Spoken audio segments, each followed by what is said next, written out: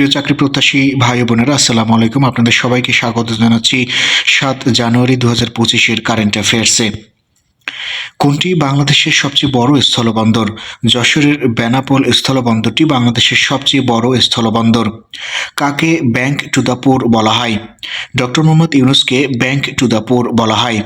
বর্তমানে বাংলাদেশে জনসংখ্যা বৃদ্ধির হার কত? ১.৩৩% হচ্ছে বাংলাদেশের জনসংখ্যা বৃদ্ধির হার। সরকার কোন পণ্যকে ২০২৫ সালের বর্ষপণ্য হিসেবে ঘোষণা করেছে? ফার্নিচার বা আসবাবপত্রকে সরকার ২০২৫ সালের বর্ষপণ্য হিসেবে ঘোষণা করেছে। কটকা সমুদ্র সৈকত কোথায় অবস্থিত?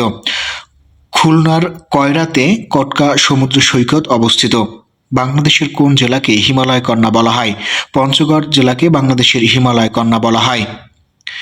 দেশের প্রথম মিওয়াকি ফরেস্ট কোথায় অবস্থিত? চট্টগ্রামের মিরসরাইতে মিওয়াকি ফরেস্ট অবস্থিত। বাংলাদেশের দ্বীপ জেলার নাম কি? ভোলা হচ্ছে বাংলাদেশের দ্বীপ জেলা। কোনটি বাংলাদেশের একমাত্র প্রবাল দ্বীপ? সেন্ট মার্টিন দ্বীপ হচ্ছে বাংলাদেশের একমাত্র প্রবাল দ্বীপ। কবে থেকে বিটিভি নিউজের কার্যক্রম আরম্ভ হয়? ২০২৪ সালের ৩১ ডিসেম্বর থেকে বিটিভি নিউজের কার্যক্রম আরম্ভ হয়। পায়রা সমুদ্র বন্দর কোন নদীর তীরে অবস্থিত? আন্ধারমানিক নদীর তীরে পায়রা সমুদ্র বন্দরটি অবস্থিত। বাংলাদেশ কবে এলডিসি থেকে আনুষ্ঠানিকভাবে বের হবে? ২০২৬ সালের ২৪শে নভেম্বর বাংলাদেশ এলডিসি থেকে আনুষ্ঠানিকভাবে বের হবে। অষ্টম পঞ্চবার্ষিকীর মেয়াদ কত সাল পর্যন্ত? জুলাই ২০২০ থেকে জুন ২০২৫ পর্যন্ত হচ্ছে অষ্টম পঞ্চবার্ষিকীর মেয়াদ। ঢাকা আন্তর্জাতিক বাণিজ্য মেলা কত সাল থেকে শুরু হয়? ১৯৯৫ সাল থেকে ঢাকা আন্তর্জাতিক বাণিজ্য মেলা শুরু হয়। কত তারিখে জাতীয় সমাজসেবা দিবস পালিত হয়? প্রতি বছর ২রা জানুয়ারি জাতীয় সমাজসেবা দিবস পালিত হয়ে থাকে। দেশের একমাত্র কৃষিভিত্তিক ইপিজেটের নাম কি? নীলফামারীর উত্তরা ইপিজেট হচ্ছে বাংলাদেশের একমাত্র কৃষিভিত্তিক ইপিজেট। দেশে পাট উৎপাদনে শীর্ষ জেলা কোনটি? ফরিদপুর হচ্ছে দেশে পাট উৎপাদনে শীর্ষ জেলা। দেশের সর্ববৃহৎ বায়ুবিদ্যুৎ কেন্দ্র কোথায় অবস্থিত? কক্সবাজারে দেশের সর্ববৃহৎ বায়ুবিদ্যুৎ কেন্দ্রটি অবস্থিত। জাতিসংঘের মানবাধিকার বিষয়ক হাই কমিশনারের নাম কি? ফলকার টুর্ক হচ্ছে জাতিসংঘের মানবাধিকার বিষয়ক হাই কমিশনার। গ্যাসপ্রম কোন দেশভিত্তিক জ্বালানি কোম্পানি? রাশিয়া ভিত্তিক জ্বালানি কোম্পানি হচ্ছে গ্যাসপ্রম। বিতর্কিত এভিন কারাগার কোথায় অবস্থিত? তেহরানে বিতর্কিত এভিন কারাগারটি অবস্থিত। কোনটি বাংলাদেশের দ্বিতীয় বেসামরিক সম্মানসূচক পদক? ২১শে পদক হচ্ছে বাংলাদেশের দ্বিতীয় বেসামরিক সম্মানসূচক পদক।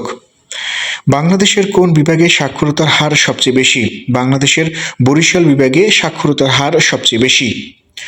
কে ২০২৪ সালে চিকিৎসা সেবায় স্বাধীনতা পুরস্কার লাভ করেন? ডাক্তার হরিশঙ্কর দাস ২০২৪ সালে চিকিৎসা সেবায় স্বাধীনতা পুরস্কার অর্জন করেন। প্লিকোমিটার কোন খেলার বহুল ব্যবহৃত প্রযুক্তি? ক্রিকেটে এই প্রযুক্তিটি ব্যবহৃত হয়, অর্থাৎ প্লিকোমিটার ক্রিকেট খেলার বহুল ব্যবহৃত প্রযুক্তি। দেশের প্রথম প্রযুক্তি নির্ভর অ্যানিমেল ওয়েলফেয়ার প্ল্যাটফর্মের নাম কি? পেটকো হচ্ছে দেশের প্রথম প্রযুক্তি নির্ভর অ্যানিমেল ওয়েলফেয়ার প্ল্যাটফর্ম। বাংলাদেশের পঞ্চম অধরা সাংস্কৃতিক ঐতিহ্য কোনটি? রিক্সা ও রিক্সা চিত্র হচ্ছে বাংলাদেশের পঞ্চম অধরা সাংস্কৃতিক ঐতিহ্য। কোন নদীর মোহনায় নিজুম দ্বীপটি অবস্থিত? মেঘনা নদীর মোহনায় নিজুম দ্বীপ অবস্থিত। বাংলাদেশের কোন জেলাকে রুটির ঝুড়ি বলা হয়? ঠাকুরগাঁও জেলাকে বাংলাদেশের রুটির ঝুড়ি বলা হয়। বিশ্বের কোন শহর সেরা সায়েন্স সিটির খেতাব অর্জন করেছে? চীনের বেইজিং শহর বিশ্বের সেরা সায়েন্স সিটির খেতাব অর্জন করেছে। প্রিয় বন্ধুরা, এত সময় ভিডিওটি দেখার জন্য ধন্যবাদ। সেই সাথে পরবর্তী ভিডিও পেতে চ্যানেলটি সাবস্ক্রাইব করে রাখার অনুরোধ রইল।